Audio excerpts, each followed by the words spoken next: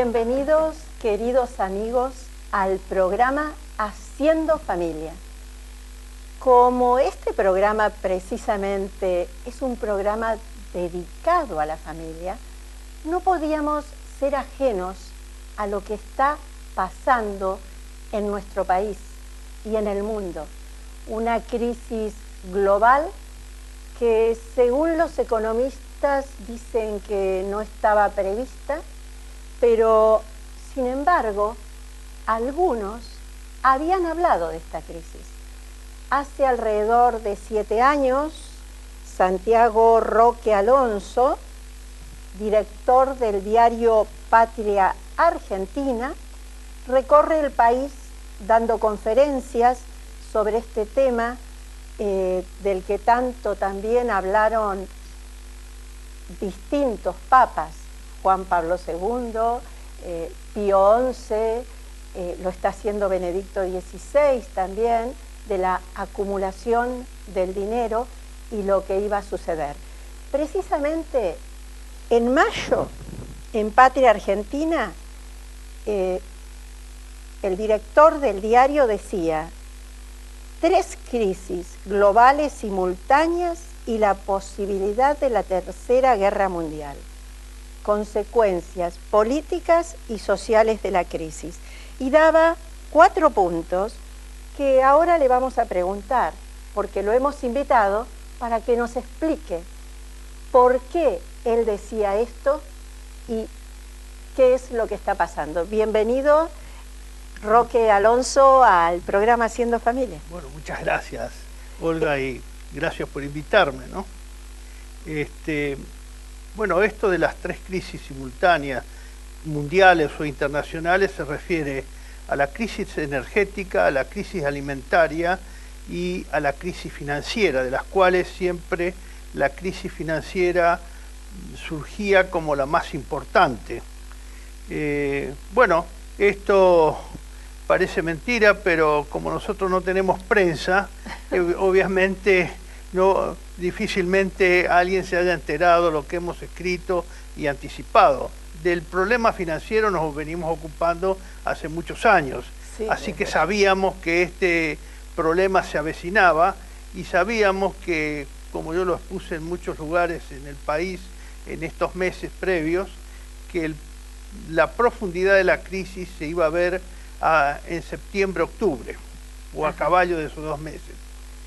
Y que podría derivar en una tercera guerra mundial, porque siempre estas grandes crisis mundiales son, digamos, siempre se ha salido a través de una gran guerra.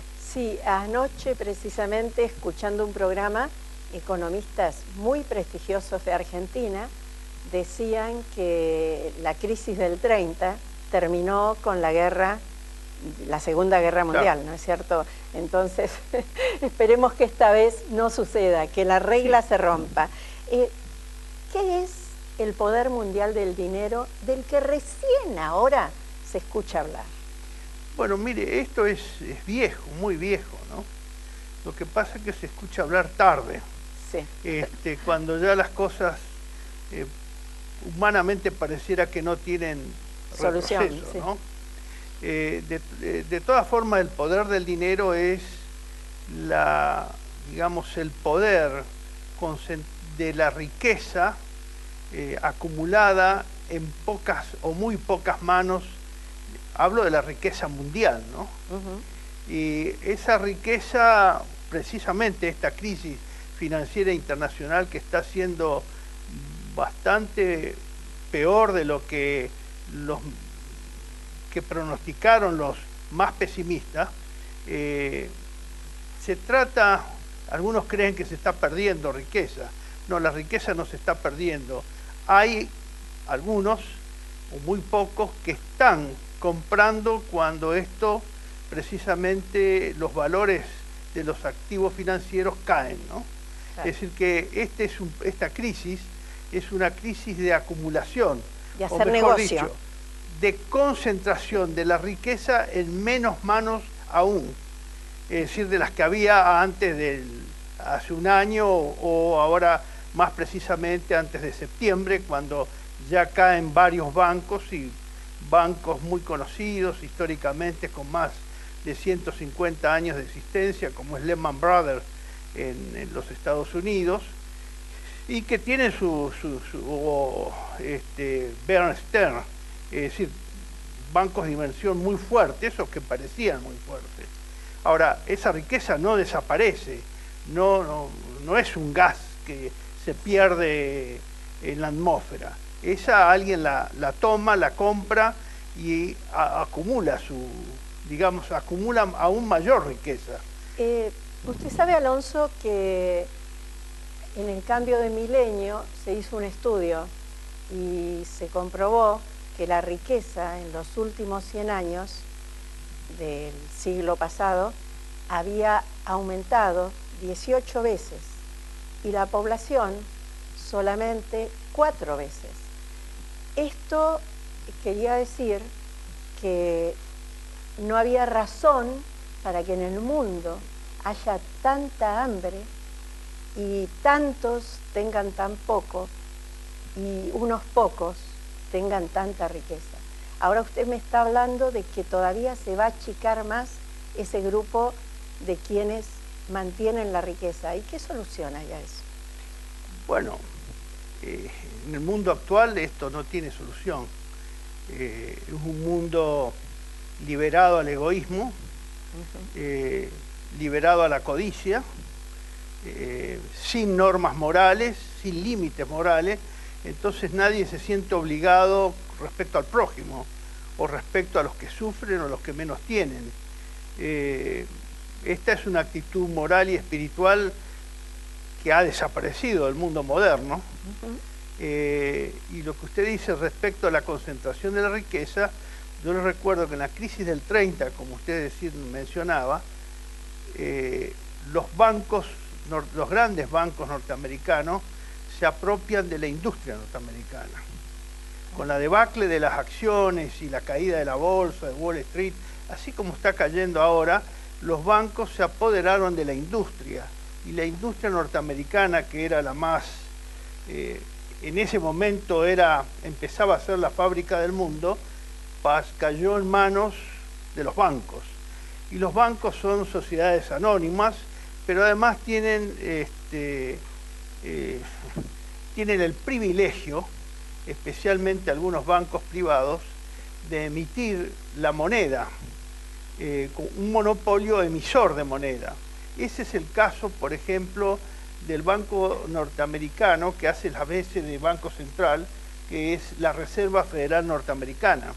¿Tiene respaldo del Estado o de la moneda? No tiene ningún respaldo de nadie. Es un banco privado que busca, obviamente, un lucro, como toda entidad privada, busca el lucro y busca ganar dinero. Es el emisor del dólar. Ese es un banco privado que emite el dólar. Nada más que tiene ciertas regulaciones y controles específicos, yo diría que formales, por parte del gobierno de los Estados Unidos, llámese la parte del Congreso o del Poder Ejecutivo respecto al nombramiento de algunos miembros del directorio. Pero en general es una entidad totalmente privada que no rinde cuentas al Estado y se maneja autónomamente. Y si no rinden cuentas al Estado, Alonso, ¿por qué, como los gobiernos salen a darle dinero a los bancos en esta crisis? Como ser esos 700 millones. Bueno, esto es lo a ver novedoso. Si me explica eso, porque yo no lo entiendo. Esto es lo novedoso de esta crisis, ¿no? Lo novedoso es que precisamente en los Estados Unidos, donde estos últimos 30 años ha sido, digamos, el eje del cual ha partido las doctrinas liberales o neoliberales, es lo mismo. Cualquiera de las dos acepciones, en última instancia, indican lo mismo. De la libertad privada de la libertad económica llevada a sus extremos, de la libre competencia también llevada al paroxismo de que no tengan ningún tipo de regulación estatal, es precisamente lo que ha llevado acá a esta situación en que nos encontramos. y es precisamente eso lo que ha provocado, una de las causas de la crisis, es haber creado las entidades privadas bancarias, instrumentos financieros no regulados públicamente por el Estado.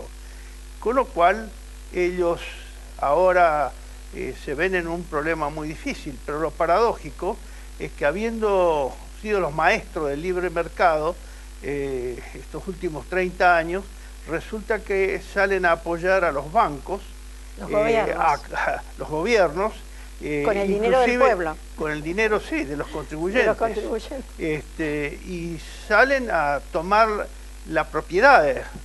No es que solamente ayudan o prestan, sino que toman la propiedad accionaria equivalente que corresponda en función de la ayuda que están proporcionando. Es decir, que el Estado, en esos países que eran los líderes del liberalismo y del libre mercado y de la no intervención del Estado bajo ningún concepto en la actividad económica, resulta que ahora salen siendo propietarios o copropietarios de los grandes bancos internacionales. Ahora, usted me decía, ¿por qué eso? Sí. ¿Por qué? Y por la influencia, ahí está el poder del dinero. El poder del dinero no solo es la acumulación de riqueza, sino el uso de esa gran acumulación de riqueza en pocas manos, con fines políticos, culturales, educativos y espirituales, a su manera, ¿no?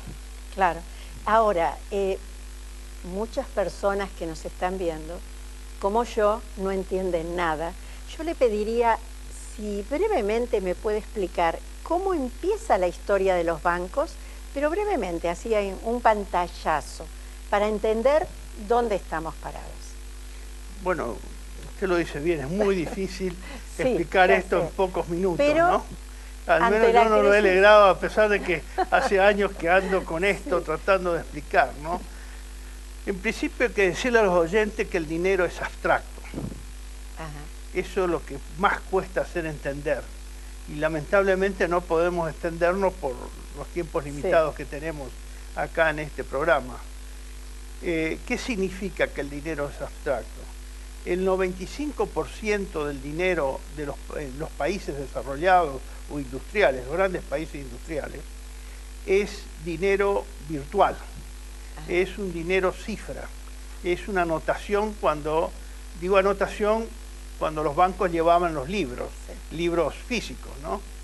Hubo una historia en que los bancos llevaban libros. Sí, una época cuando no había la computación, hacían anotaciones. ¿Y cómo empieza esa historia? ¿Por qué se crean los bancos en principio? Bueno, los bancos surgen de una experiencia práctica, especialmente con el manejo moderno que tienen, de los orfebres, o en inglés se les llama goldsmith. Bueno, los goldsmiths eran los joyeros, los orfebres, a los cuales la gente en las ciudades medievales, la gente rica, le llevaba su riqueza en monedas de oro o en lingotes de oro para que los custodiara y los guardara. Estuviera seguro. El goldsmith le daba a su vez un recibo donde acreditaba que había recibido y que contra presentación de ese recibo inmediatamente le devolvía la totalidad de lo que el cliente había entregado para su custodia y guarda. Era custodia y guardia. El goldsmith no podía hacer nada más que eso. No podía usarlo.